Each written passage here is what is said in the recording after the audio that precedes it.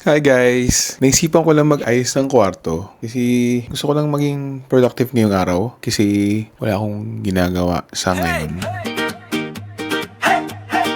Welcome sa Tito Flix. Camera on. Tara na.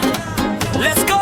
Kasama si Tito Glenn at ang mga klingi. Let's roll.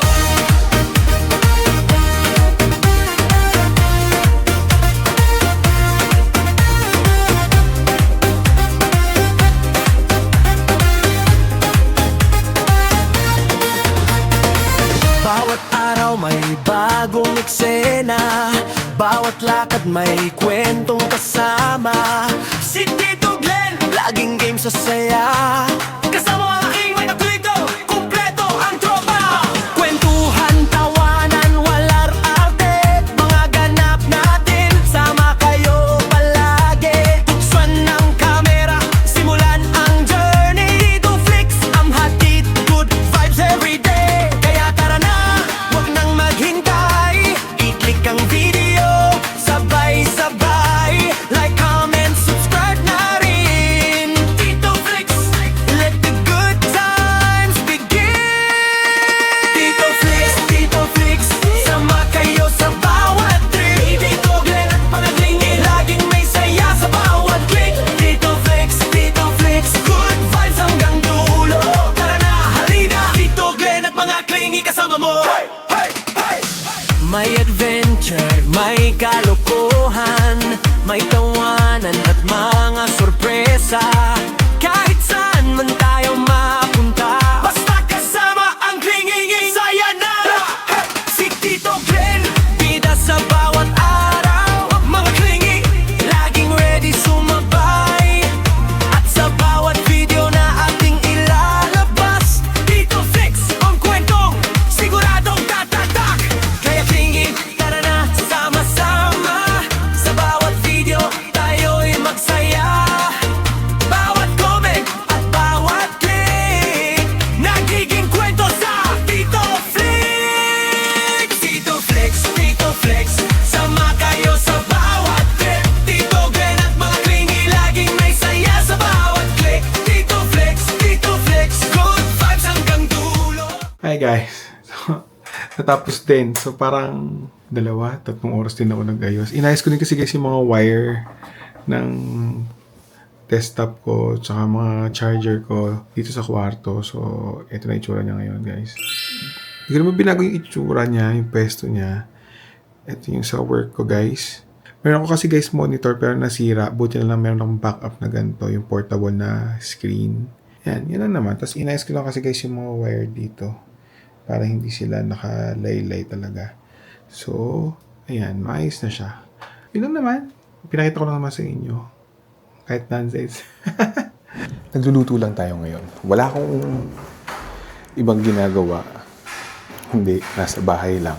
Ngayon, nagluluto ako kasi may bisita si Julian. Mga 5 ata yung bisita niya. So, nagluto lang ako ng pagkain. Guys, adobo. Nothing special guys. Adobo lang. Kasi guys, kaya ako nagluluto ng madami dahil pang-ulam na rin namin siya. Bukod sa pagkain din ng mga bata, mga bisita ni Julian. Actually, hindi niya kaklase. Mga kagrupo niya sa sayaw. Sumali kasi sa Teo si Julian. Kasi guys kami, nung mga bata kami, nasanay kami na every time na may mga practice, sanay kami na nasa bahay lang. Hindi kami pinapayagan lumabas ng magulang namin. Nasanay ako na, kung paano kami, ganun din namin ginagawa kila Julian. Na pag may bisita, pag may practice, so dito na lang kayo sa bahay, kaysa naman sa pag-alagala kayo kung saan-saan, diba? Mas okay, mas safe ang mga bata.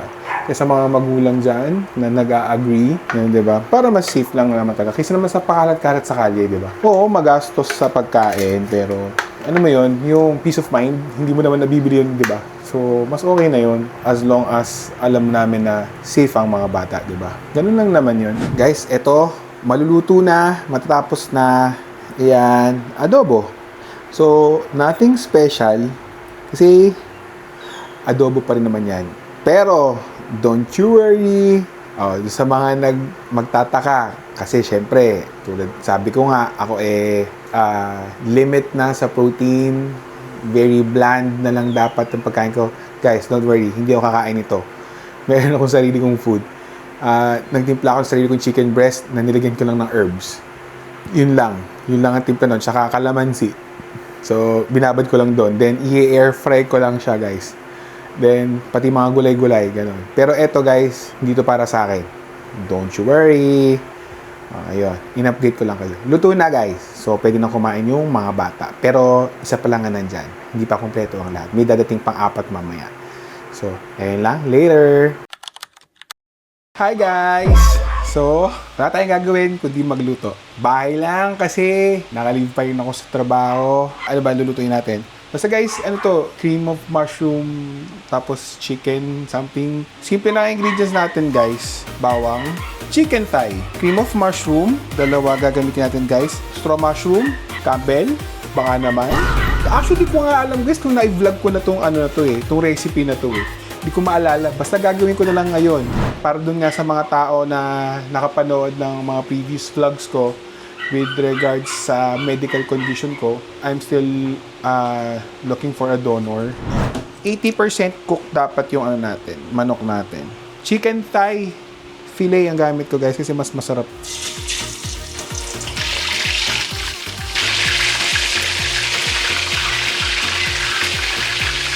Medyo dami-damihan na natin yung lagay kasi sayang sa space tsaka sayang sauce. Medyo matagal itong lutuin na to, guys eh.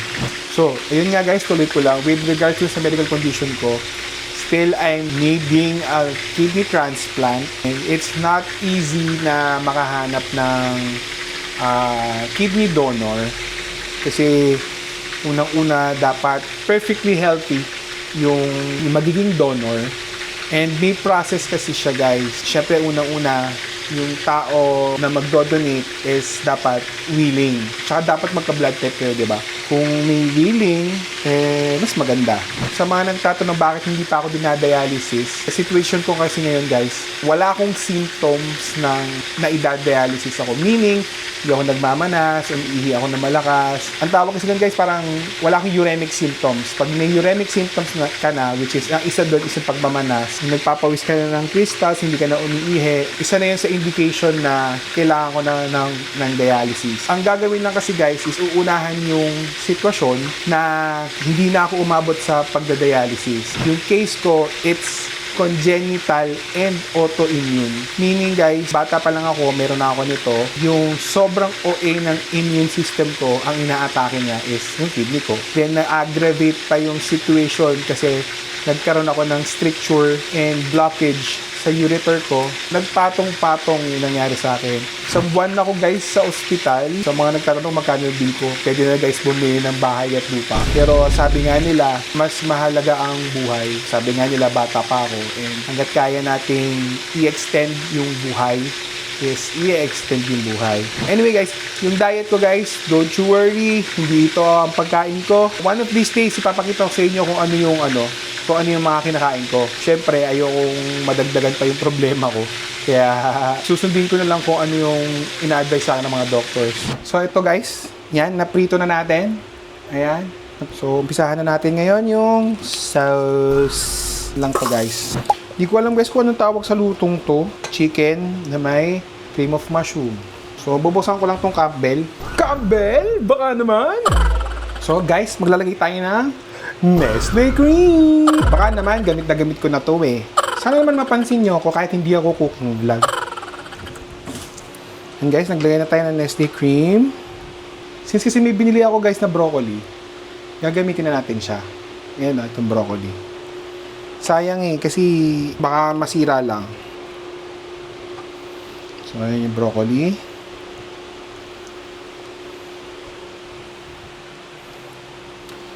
Tayin lang natin kumulo. So, ilagay na natin itong manak. I think maluluto naman na yan. I think. Naman natin. Yeah. Kulang lang na sa pepper. So, medyo isimmer na lang natin, guys. Then, luto na to. Ayun, guys. So, yun lang yung recipe ko dito, guys. So, thank you very much for watching my vlog, guys. Please like, comment, share, and subscribe Baka naman, para naman mag-monetize na ako, nakakailang video na ako. Isang taon na ako mahigit, pero hindi pa ako nag-monetize. Pero anyway guys, love you guys. Sa atin, Team Clingies, later!